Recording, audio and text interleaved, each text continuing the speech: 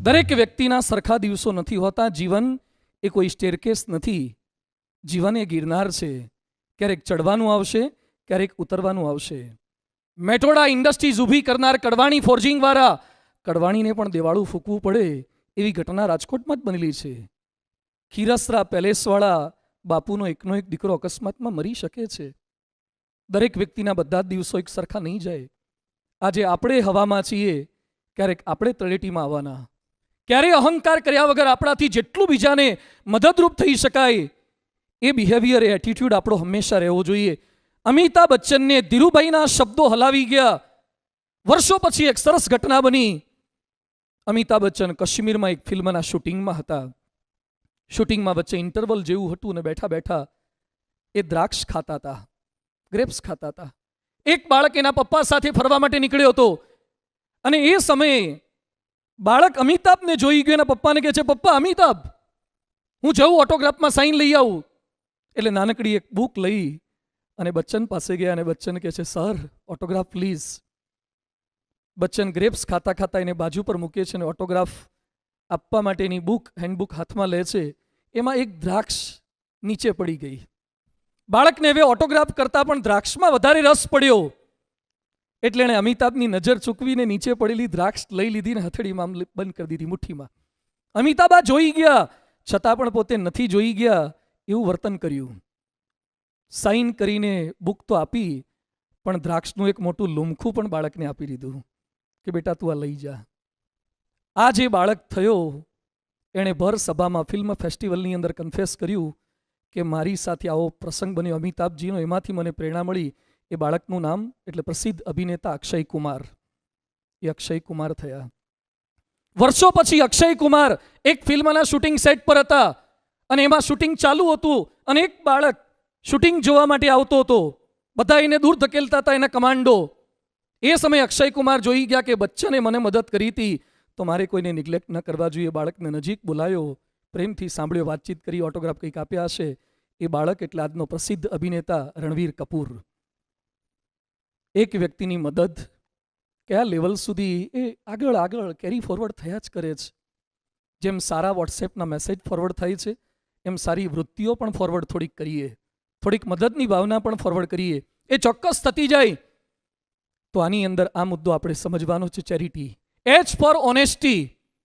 ભારતનો એક માણસ મરી ગયો ને નર્કમાં ગયો તો ત્યાં બોર્ડ મારેલું, અમેરિકાનું નર્ક, ઇંગ્લેન્ડનું નર્ક, ભારતનું નર્ક. એટલે એને પ્રશ્ન થયો કે અહીંયા પાછા ડિવિઝન, અહીંયા વિઝાની તકલીફ. તો વાંધો નહીં કે આપણે વિઝા તો નથી તો આપણે ભારતના નર્કની જ લાઈનમાં ઊભા રહીએ. તો એમાં તો ટ્રાફિક બહુ જ લાઈનો લાંબી ભારતના નર્કમાં. તો એટલે એને પ્રશ્ન પૂછ્યો કે ભાઈ સજા શું છે, પનિશમેન્ટ?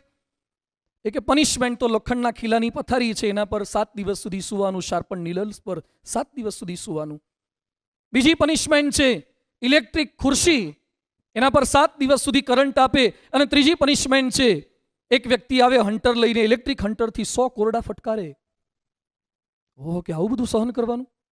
વાંધો નહીં. તો ભારતની લાઈનમાં ઊભો રહેવા ગયો, ત્યાં તો ધોળિયાઓ અમેરિકન અને બ્રિટિશરો આપણી લાઈનમાં. એણે કીધું ભાઈ તમારા અનામતના કોટા છે તો ઓપનની શુક્રા બગાડો છો, તમે તમારામાં જાઓ, અમારી ના બગાડો. ના કે અમારે તો ભારતના નર્કમાં જ જવું છે. ઇન્કવાયરી વિન્ડો પર પૂછ્યું કે ભાઈ ભારતના નર્કમાં શું કઈ સજા નથી, લોખંડના ખીલાની પથારી નથી? એ કે હતી, પહેલા ખીલા હતા પણ જેટલા આવતા ગયા હલઈ હલઈને કાઢતા ગયા, હવે ખાલી પાટિયું વધ્યું છે. પછી ઇલેક્ટ્રિક ખુરશી, હા કે ખુરશી છે પણ લાઇટના દાંધિયા છે, ક્યાં આવે જ છે. પછી પેલો હન્ટર વાળો ભાઈ, હા કે આવે છે પણ મસ્ટર પર સહી કરીને જતો રહે છે. નીચે જે વૃત્તિ છે ને ઉપર ગયા પછી ચાલુ જ રહે છે નર્કમાં પણ. એ બધાની વચ્ચે ઓનેસ્ટી, પ્રમાણિકતા. એકવાર એક ભાઈ મને રાજકોટના, અહીં આપણે બહુમાળી ભવન છે ને એમાં સર્વિસ કરે, મને મળ્યા. મને કે મારા પર મહાદેવજીની બહુ દયા. શું દયા? મને કે કલેક્ટર ઓફિસ જૂની ત્યાં સર્વિસ કરતો હતો. ઓફિસનો સમય 11 વાગ્યાનો અને સાંજે છૂટવાનું 5:45-6 વાગે. 22 વર્ષથી 2 જ કલાક ગયો છું. આજ સુધી મને આંચ આવી નથી. અઢળક દયા છે ઉપરવાળાની. આને દયા કહેવાય? તમે લાયસન્સ વગર ગાડી ચલાવો, ન પકડાવો, એને કૃપા કહેવાય?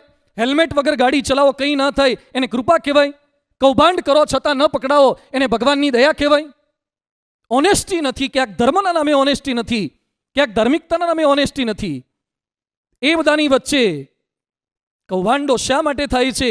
બહારના કૌભાંડો આપણે નથી અટકાવી શકવાના, પણ આપણાથી ભૂલે ચૂકે કંઈક આવી ક્ષતિ ન થાય એ તો ચોક્કસ કરીએ જ.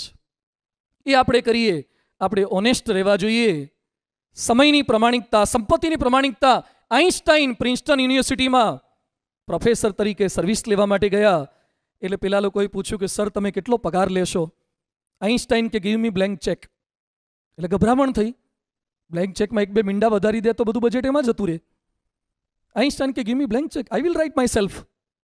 આઈન્સ્ટાઈને જે પગાર લખ્યો એ પ્રિન્સ્ટન યુનિવર્સિટીના ક્લાર્ક કરતાં પણ ઓછો હતો.